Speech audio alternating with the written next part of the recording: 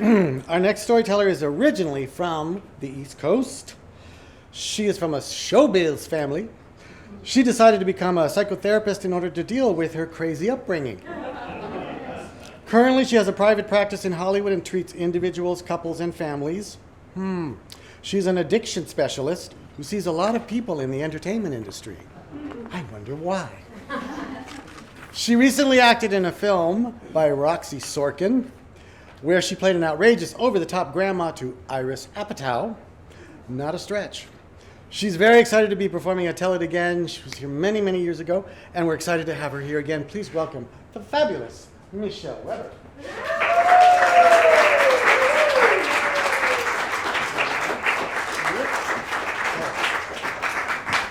I'll lower this first.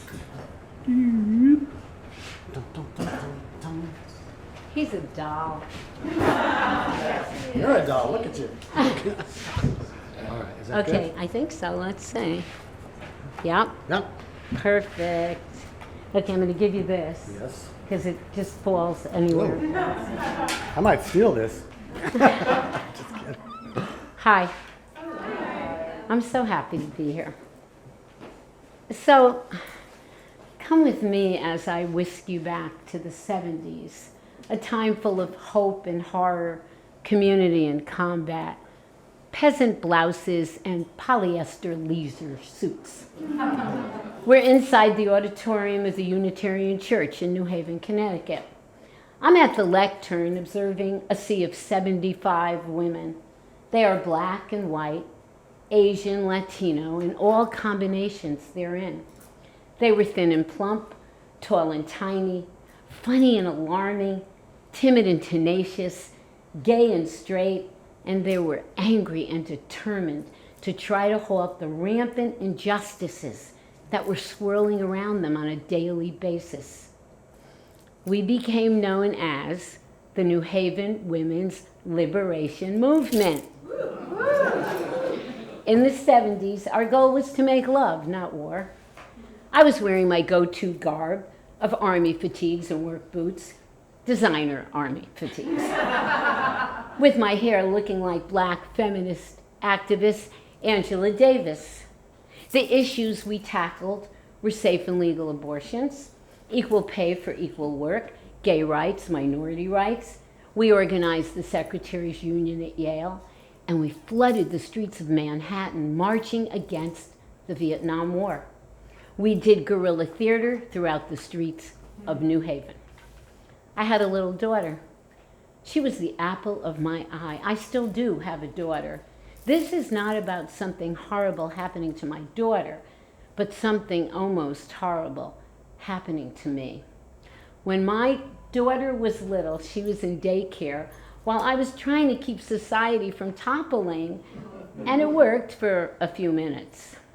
Because it was the 70s, I was high most of the time. One afternoon, I planned to pick up my daughter from daycare, but I ran to the laundromat to throw in a wash first. I had my schedule down. Wash, dry, fold, pick up my kid. Simple, right? I parked my sunflower yellow VW Bug on the corner where squeaky clean wash and dry was. I saw a pig running towards me holding a gun in the air. Oh, excuse me, I saw a police officer running toward me with his gun in the air. We called them pigs then. Even though I was high, I knew the difference between a pig and a cop. So this police officer was chasing a young black man, shooting at him without a thought about other people he might hit. That's how some cops rolled in the 70s, you know? So I looked up and said, oh, hey, bullets, and proceeded to take my laundry into the squeaky clean. I mentioned I was high, right? The young man proceeded to run into the laundromat right behind me. I turned around just as he put his gun in my stomach. I could feel the barrel pressing into my skin. His hand was shaking, as was the gun. I don't remember feeling afraid, not of him. I recall thinking the gun might go off accidentally because of the shaking, and I was concerned that someone might accidentally get shot, me, which would add to his list of crimes. I remember thinking, should I tell him my schedule was wash, dry, fold, pick up my kid, and there was simply no window for be a hostage held at gunpoint by a young man being chased by cops? I also wanted to tell him that I was his ally. With his gun still in my stomach, he looked at me and said, "What are you looking at?" Oh, I nervously said nothing as I was looking down at the floor thinking the floor is dirty. He then pulled the gun from my stomach and told us to lay on that floor. I laid down on that dirty floor along with 4 other people in the squeaky clean, and they were all crying. I didn't cry.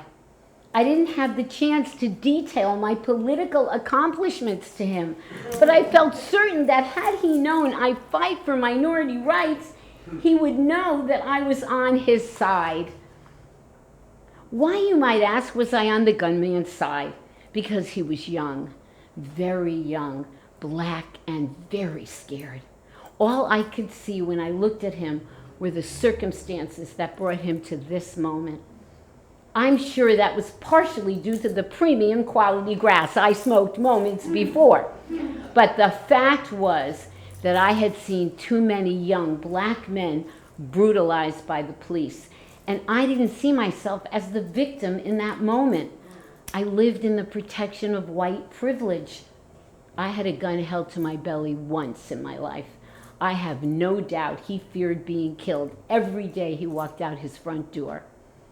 I don't know how long we were on the floor, but it was long enough for the SWAT team to arrive. If you're unsure of what SWAT stands for in New Haven in the 70s, it's stupid white asshole thugs. They surrounded the laundromat with big guns and big megaphones yelling, "Come out now with your hands up." The fuck? Them I feared. Meanwhile, Youngblood had already exited stage right without hurting anyone. We laid on that still dirty floor until we were ordered to crawl. Yes, crawl on the also dirty sidewalk, creating more laundry for me. To an empty storefront next door where the FBI had set up an office. Now, if you're unsure of what the FBI stood for in the 70s, it's fumbling blockhead imbeciles.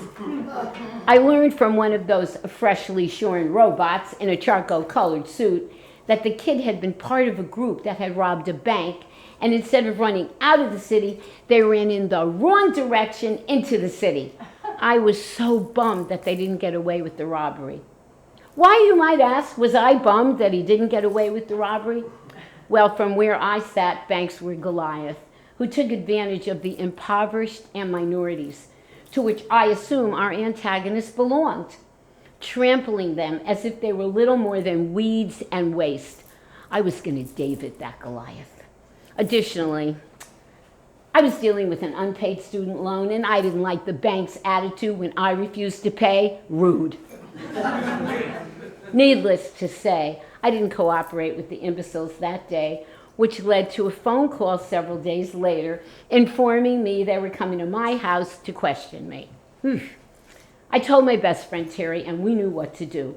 We feverishly pulled all the posters off my walls. I had huge, beautiful images of new marijuana plants and activist posters that said things like, "Off the pigs," "Women are not chicks," and "The only good cop is in the village, people." We hid our pot in an empty planter on the terrace and sent our little girls upstairs. When those 2 crew cuts showed up with holstered guns, Terry said, "There are 2 little girls upstairs. Take those guns out of this apartment immediately." To our surprise, they did. Then the grilling started. How tall was he? What was he wearing? Had he shaved that morning? Was he well read? I don't remember the questions exactly. I was high. I shrugged and played the dimwit, answering every question with some sarcastic form of, "Look, I can't remember. I truly want to help you." Several days later, the New Haven Register said the FBI imbeciles referred to me as a hostile witness. If they only knew the depths of my hostility, they would have never come to my apartment. A few weeks later, I discovered that they found that young boy and they shot and killed him. Come back to the present with me now. You will see a kinder, gentler, wiser Michelle, who no longer has posters on her wall that say, I'm not saying cops are racist, but they won't even drink black coffee. I've dedicated my life to helping people heal from their trauma, but I am so disappointed that the current political and societal climate is eerily similar to the long past times of young Michelle. We all have an allegorical gun being held to our bellies. Young Michelle would end with these pieces of wisdom. You can survive a gun to your belly if the trigger doesn't get pulled. Don't get confused about who to fear. Power to the people, off our backs. If we all had a bong, we'd all get along. And don't forget to do the laundry.